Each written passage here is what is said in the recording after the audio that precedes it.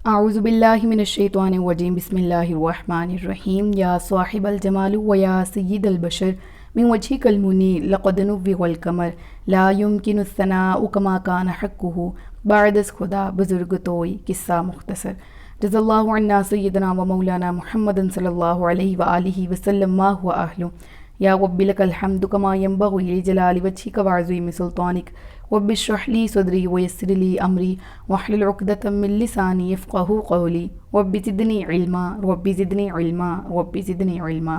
अस्सलामु अलैकुम व रहमतुल्लाहि व बरकातुहू। मैं हाफ़िज़ा इफ़रा जावेद इस्लाम आप सबसे मुखातिब हूँ अपने यूट्यूब चैनल इन्फिनिट इस्लाम में आप सबको खुशामदीद कहती हूँ। उम्मीद करती हूँ आप सब खैरियत से होंगे, ज़िंदगी पुरसुकून पुरइत्मीनान और ईमान बिल खैर गुज़र रही होगी। सबसे पहले जज़ाकल्लाह आप सबका बहुत शुक्रिया, आपने दुआएं की तबीयत की बहाली के लिए। अल्हम्दुलिल्लाह मैं बिल्कुल ठीक हूँ। गले की आवाज़ अभी भी कुछ बारी है, कुछ तकलीफ़ है गले में, लेकिन अल्हम्दुलिल्लाह अल्लाह का करम है कि मैं तबीयत कल से परसों से बहुत ज़्यादा बेहतर है और आज लेक्चर बेहतर तौर पर रिकॉर्ड करने के लायक हूँ। अभी मुकम्मल तौर पर सेहत याब नहीं हुई, आपकी दुआओं की मुंतज़िर हूँ और हमेशा रहूँगी। अल्लाह ताला हम सबका भला करे, सबकी खैर करे, दुनिया और आखिरत की भलाइयाँ सबको अता करे। पारा नंबर 8 आज इसका आखिरी रुकू है, जिसका कुछ हिस्सा यहाँ पर मौजूद है और कुछ 9वें पारे में है। और 9वें पारे से जब मैं शुरू करूँगी तो बाकी का हिस्सा रुकू का वहाँ पर पढ़ाऊँगी। 8वें पारे तक जितना ज़िक्र है आज के लेक्चर में उतना पढ़ेंगे। सूरतुल अराफ उर्दू तर्जुमा और तफसीर आयत नंबर 84 तक हम गुज़िश्ता असबाक में पढ़ चुके हैं। आज के सबक में आयत नंबर 85 से बाकायदा सबक का आगाज़ कर रहे हैं। एक चीज़ कि अगर आपने 2 लेक्चर्स अभी तक नहीं लिए, वो जो मैंने हज़रत शुएब अलैहिस्सलातु वस्सलाम और उनकी कौम के तारुफ़ पर बनाए हैं और उनकी प्लेलिस्ट भी चैनल पर मौजूद है, अगर वो लेक्चर्स आपने नहीं लिए तो पहले वो लेक्चर सुने और उसके बाद आज का लेक्चर सुनिएगा ताकि आपको बेहतर तौर पर समझ आ सके। क्योंकि वो बातें जो उन लेक्चर्स में बयान की हैं मैं उससे हट के ज़रा तफसीर बयान करूँगी, क्योंकि वहाँ तारुफ़ था और कौम के अहवाल थे। यहाँ तफसीर कुरान और इन आयात से हमें क्या सबक मिलता है, क्या दर्स मिलता है, उसके बारे में हम सीखने की कोशिश करेंगे। अल्लाह से दुआ है कि मेरी ज़ुबान पर हक़ बात को जारी फरमाए। तो शुरू करते हैं। व इला मदियना अख़ाहुम शुआइबा, और मदियन की तरफ हमने इनके हम कौम शुएब को भेजा।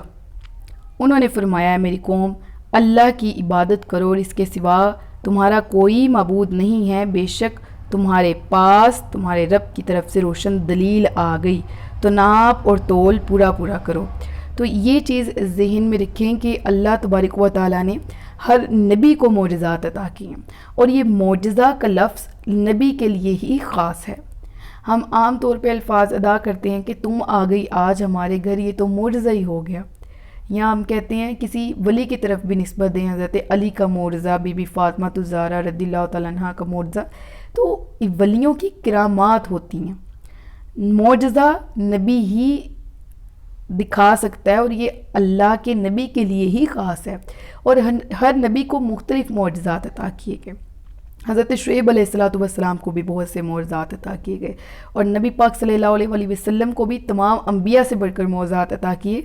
कुछ का जिक्र कुरान करीम में भी है, जैसे मेराज है सूरह बनी इसराइल के आगाज़ में, सुबहानल्लज़ी अस्रा बिअब्दिही।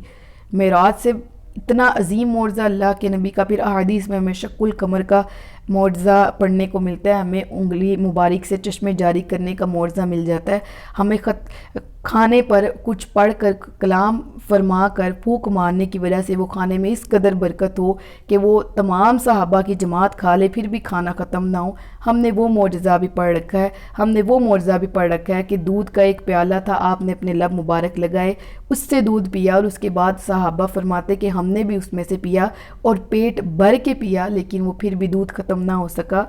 और ये मफ़हूम अदा कर रही हूँ मैं आपके सामने। तो अल्लाह के नबी के भी बहुत से मोजज़ात हैं जो जिसका ज़िक्र हम पढ़ते हैं कुरान में भी हदीस में भी, और अल्लाह के बाकी के दीगर अंबिया हैं उनका भी बहुत। हज़रत शुएब अलैहिस्सलातु वस्सलाम के बारे में रिवायत आती है कि शुएब बेसिकली एक पहाड़ी को कहा जाता है ना, तो आपका एक ये भी ज़िंदा एक मोजज़ा था। वो क्या था कि जब आप किसी ऊंचे पहाड़ पर चढ़ना चाहते तो वो पहाड़ खुद ब खुद झुक जाता था और आप आसानी उस पर चढ़ जाते थे। और उलमा कहते हैं, रिवायतें मिलती हैं कि غالباً اسی وجہ سے آپ کا نام بھی شعیب ہوا، یعنی پہاڑی راستوں کا بادشاہ۔ واللہ اعلم، اللہ بہتر جانتا ہے۔ تو اللہ نے اپنے نبیوں کو جو معجزات عطا کیے، دیگر انبیاء کو کچھ کا ذکر قرآن میں ہے، کچھ کے معجزات کا ذکر قرآن میں نہیں ہے۔ جیسے کہ حضرت سورہ یوسف میں پڑھیں گے ہم، حضرت یعقوب علیہ السلام کو اللہ نے دلیل کا لقب دیا، برہان فرمایا کہہ کر، لولا ارآ برہان بھی۔ کچھ کا جو ہے اجمالاً ذکر ہے معجزات کا، کچھ کا تفصیلاً ذکر ہے معجزات کا، ٹھیک ہے۔ تو ہر نبی کی شان یہ۔ اب حضرت شعیب علیہ السلام کا جو باقیہ تعارف ہے وہ آپ ان سلائیڈز میں سے پڑھ لیجیے گا، ان لیکچرز میں سے جو میں نے الحمدللہ اپلوڈ کر دی ہیں۔ تو آپ نے اپنی قوم کو کیا کہا؟ تمہارے سامنے دلیل آ گئی، حق واضح ہو گیا، اور یہ اللہ کا طریقہ ہے کہ حق واضح کرتا ہے، باطل بھی بتا دیتا ہے، یہ رستہ جو ہے یہ باطل کا ہے اور یہ تمہیں جہنم کی طرف لے کے جائے گا۔ اپنے نبیوں کے ذریعے حق بات بھی واضح فرما دیتا ہے، یہ میری راہ ہے، یہ سیدھی راہ ہے، اس راہ پر چلو، جنت کی طرف گامزن ہو جاؤ گے، یہ رستہ تمہیں میری رضا کی طرف لے کر آتا ہے۔ تو روشن دلیل جب سامنے آ جاتی ہے، پھر اللہ کا نبی جو ہے وہ جب حق بات واضح کر دیتا ہے، پھر جو نافرمانی کرے اس کو اس کی نافرمانی کی وجہ سے پکڑ ہو جاتی ہے، اور جو اطاعت کرے وہ دنیا میں بھی فلاح لے جاتا ہے اور آخرت میں بھی وہ کامیاب اور کامران ہوگا۔ تو حضرت شعیب کیا کہتے ہیں؟ ناپ تول کو پورا پورا کرو، اس میں کمی نہ کرو۔ تو حضرت شعیب علیہ السلام کی قوم جس جگہ رہتی تھی، چونکہ وہ تجارتی مرکز تھا، اور وہاں پر ہر موسم میں، موسم سرما میں بھی، موسم گرما میں بھی تجارتی قافلے آتے رہتے تھے، تجارت کرتے تھے، بہت سے راہگیروں کا وہ مرکز تھا۔ لہٰذا یہ قوم اس برائی میں مبتلا ہو گئی تھی، اپنی طاقت کے طفیل، اپنے زیادہ سرسبز و شاداب ہونے کے طفیل، اپنی اچھی زمین ہونے کی وجہ سے، کہ اس وجہ سے کہ وہ قوم افضل تھی، باقی قوموں میں وہ بستی افضل تھی، ٹھیک ہے، اس رہائش کے اعتبار سے، جغرافیہ کے اعتبار سے، تو اس چیز نے ان کو گناہ میں ملوث کر دیا۔ اور وہ گناہ کیا تھا کہ وہ راہگیروں کو لوٹنا شروع ہو گئے تھے، ناپ تول میں کمی کرنا شروع ہو گئے تھے، ناقص مال بیچنا شروع ہو گئے تھے۔ اچھا، اور اس کی میں نے ڈیٹیل آپ کو بتا دی، ناپ تول میں کمی کیا ہوتی ہے، یہی کہ تمہارے لیے حضرت شعیب نے کہا ہلاکت ہے یہ جو تم کرتے ہو، ناپ تول بہتر دکھا کے کمتر دینا، زیادہ دکھا کے کم دینا، ٹھیک ہے، زیادہ رقم لے کے اس کے مطابق نہ دینا۔ تجارت میں نفع لینا جائز ہے، لیکن ضرورت سے زیادہ ڈبل ٹرپل کر کے، کہ وہ تو پھر اس میں ممنوع کام میں آ جاتا ہے نا۔ لہٰذا وہ قوم بھی اسی طرح کے عیوب میں مبتلا ہوئی۔ حضرت شعیب علیہ السلام نے اس قوم کو نصیحت کی کہ خرید و فروخت میں ناپ تول کو برابر رکھو، خریدتے وقت زیادہ نہ ناپو تولو، اور فروخت کرتے وقت کمی نہ کرو۔ جب وہ چیز خرید رہے ہوتے تو وہ دھاندلی کر کے اپنے میں زیادہ مال ملا لینا، یا فروخت کرتے وقت دھاندلی کر کے مال اگلے کو کم دینا، یہ چیزیں چھوڑ دو، ناپ تول پورا پورا کرو، اور لوگوں کو ان کے حق کی چیزیں جو ہے وہ دھوکے سے کم نہ کرو۔ آگے پڑھ لیتے ہیں تھوڑا سا ذکر آیت میں، اور لوگوں کو ان کی چیزیں کم کر کے نہ دو، اور زمین میں اس کی اصلاح کے بعد فساد نہ پھیلاؤ، یہ تمہارے لیے بہتر ہے اگر تم ایمان لاؤ۔ تو دیکھیں کیا کہا گیا، اب یہ آج ہو رہا ہے نا، دھوکے کے ذریعے مال دیا جا رہا ہے۔ قرآن کی واضح آیات ہیں، وَلَا تَبْخَسُوا النَّاسَ أَشْيَاءَهُمْ وَلَا تُفْسِدُوا فِي الْأَرْضِ بَعْدَ إِصْلَاحِهَا، اور تم کم کر کے نہ دو لوگوں کو ان کی چیزیں۔ آج یہ ہو رہا ہے، دھوکہ دہی سے چیزیں خریدی بھی جا رہی ہیں، بیچی بھی جا رہی ہیں، ٹھیک ہے۔ خریدنے سے کیا مراد ہے؟ کسی نے کہا کہ یہ چیز مجھے خرید کے لا دو، ہاں نفع لینا جائز اگر آپ اس سے اپنی مزدوری طلب کر رہے ہیں، کہ ایک کتاب کسی نے منگوائی ہے، وہ 250 کی ہے، آپ اس سے کہیں کہ میں 50 جو ہے وہ اس پہ مزدوری لوں گا، وہاں سے لانے کے، جہاں جانے کا میرا محنت بھی لگے گی، کرایہ بھی لگے گا، اتنا تو ٹھیک ہے۔ اس سے آ کے جھوٹ بولنا یہ آئی 1000 کی ہے، سمجھ آ رہی ہے؟ تو وہ جھوٹ بول کے مال لینا، خریدنا یا بیچنا، تو یہ اللہ کی رحمت سے دوری کا سبب ہے۔ اور یقین کریں آج جو لوگوں کے کاروبار نہیں چل رہے، بے روزگاری ہر طرف عام ہے، وجہ یہی ہے، رشوت عام ہے، جو رشوت لینے والے اور دینے والے ہیں وہ خوش ہیں، جو بیچارے حلال کی طرف آتے ہیں، میں بیچارے کیوں کہہ رہی ہوں، ملک کے نظام کی وجہ سے، کہ حلال کمانا اس قدر مشکل کر دیا گیا آج کے دور میں کہ انسان نہ چاہتے ہوئے بھی نا پھر لوگ کیا کرتے ہیں کہ حرام کی طرف چل پڑتے ہیں، لیکن یہ ان کے لیے بھی دلیل نہیں نہ ہوگی بروز قیامت۔ وہ یہ تھوڑی کہہ سکتے ہیں اللہ مر رہے تھے اس لیے حرام کمانا شروع ہو گئے۔ بھئی کیوں؟ اللہ واللہ خیر الرازقین، تو تمہیں اللہ کے طرف سے جو رزق ملنا ہے وہ تو ملنا ہی ہے، طریقہ تم نے اپنے لیے خود چوز کرنا ہے، حرام کی طرف جاتے ہو یا حلال کی طرف۔ حلال پہ رہ کے وقتی طور پہ تھوڑا کھا لو، اللہ اس شکر کی وجہ سے، اس صبر کی وجہ سے، اس حلال کمانے اور کھانے اور کھلانے کی وجہ سے تمہیں برکت عطا کر دے گا۔ اور برکت تو وہ چیز ہے نا جو اللہ کی طرف سے جب رزق میں دے دی جاتی، مال میں دے دی جاتی، اولاد میں دے دی جاتی، علم میں دے دی جاتی، عقل میں دے دی جاتی ہے، تو ہر طرح سے یہ انسان کے بنی نوع انسان کے لیے بہتری ثابت ہوتی ہے۔ زمین میں فساد نہ کرو، اس سے کیا مراد ہے؟ اس دور میں بھی آج کے دور میں بھی، یعنی جب اصلاح سامنے آ چکی ہے، حقیقت سامنے آ چکی، دین سامنے آ چکا ہے، تو اس میں ٹیڑھا پن تلاش نہ کرو، آیات کو، احکامات کو اپنی مرضی کے مطابق موڑنے کی، پھیرنے کی، بدلنے کی کوشش نہ کرو۔ تو تمہارا عزت و وقار اسی میں ہے کہ تم اللہ کے احکامات کی پیروی کرو، یہ تمہارے لیے بہتر ہے۔ حضرت شعیب فرماتے ہیں اگر تم ایمان والے ہو اور ہر راستے پر یوں نہ بیٹھو کہ راہگیروں کو ڈراؤ اور اللہ کے راستے سے ایمان لانے والوں کو روکو، تو تم اس میں ٹیڑھا پن تلاش کرو اب اس سے کیا مراد ہے؟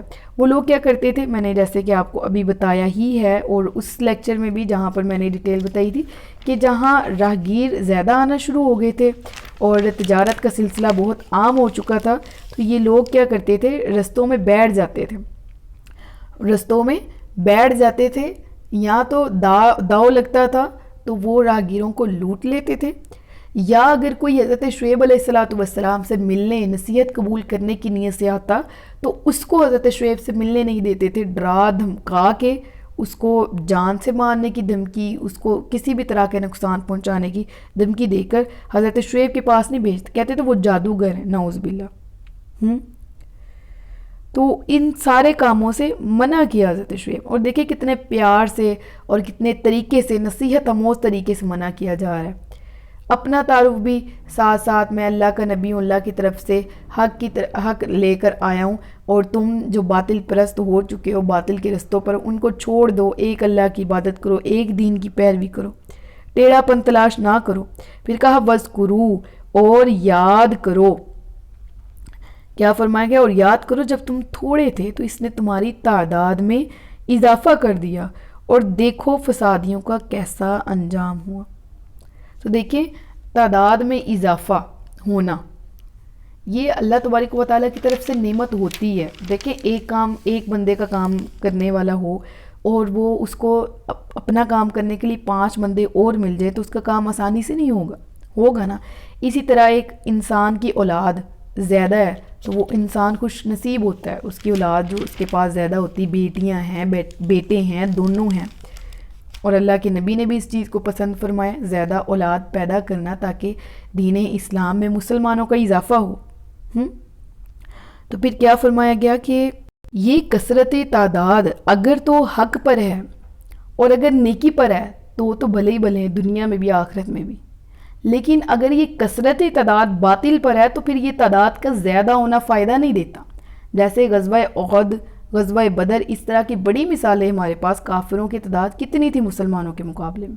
تقریباً ہر جنگ میں کافر زیادہ ہوتے تھے، لیکن تعداد کی زیادتی کی وجہ سے کیا وہ ہر دفعہ جیت جاتے تھے؟ نہیں، تعداد کم ہو، اللہ کا ساتھ ہو، انسان حق پر ہو تو اسے کسی بھی قسم کی پریشانی کی ضرورت نہیں ہے۔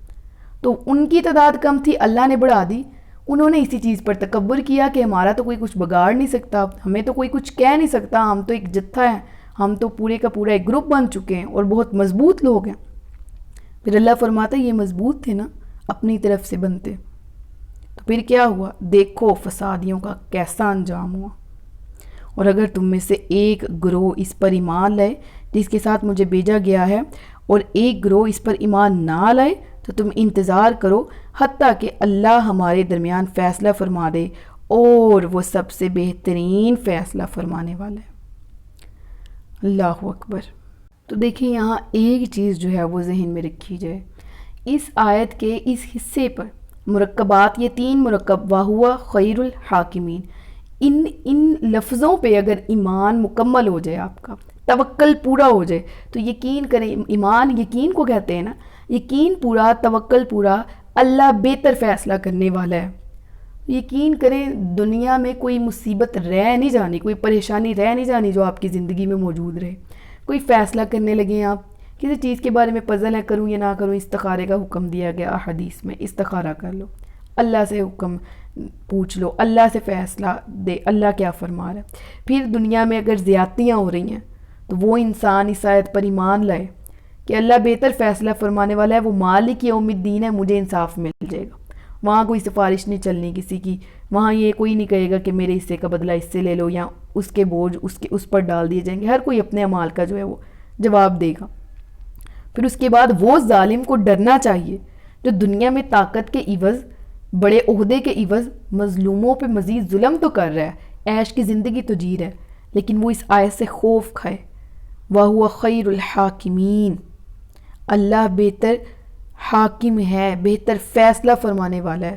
تو فیصلہ تو ہوگا ظالم اور مظلوم کے درمیان، حق اور باطل کے درمیان، ہو چکا بھی ہے، قیامت کے دن بھی ہوگا، دنیا میں بھی واضح ہو گیا، آخرت میں بھی کیا جائے گا. دنیا میں حکم کے طور پر نازل کیا گیا نا کہ حق کیا ہے باطل کیا ہے، آخر میں پھر وہ والا فیصلہ ہوگا کہ ہاں بھئی حق والے ادھر آ جائیں اور وَامْتَازُوا الْيَوْمَ أَيُّهَا الْمُجْرِمُونَ، مجرموں باطل پرستو آج ذرا تم الگ ہو جاؤ، علیحدہ ہو جاؤ. استغفر اللہ. تو پھر قوم کے سرداروں نے کیا کہا، اس کا ذکر پارہ نمبر 9 سے انشاءاللہ آگے مزید پڑھیں گے. اللہ تعالیٰ سے دعا ہے کہ ہمارے 8ویں پارے میں جتنا بھی پڑھا، جتنا بھی سیکھا، اس میں کوئی بھی غلطی یا کوتاہی یا کوئی بے ادبی، کوئی گستاخی انجانے میں ہو گئی تو رب العالمین اس کو معاف فرمائے، صحیح کو اپنی بارگاہ میں قبول و منظور فرمائے. انشاءاللہ عز و جل نیکسٹ لیکچر میں آپ سے 9ویں پارے سے آغاز کے ساتھ آپ سے ملاقات ہوتی ہے. تب تک کے لیے مجھے دعا میں یاد رکھیے گا، اپنا بہت سا خیال رکھیے گا. تاجدار ختم نبوت زندہ باد، پاکستان ہمیشہ زندہ باد.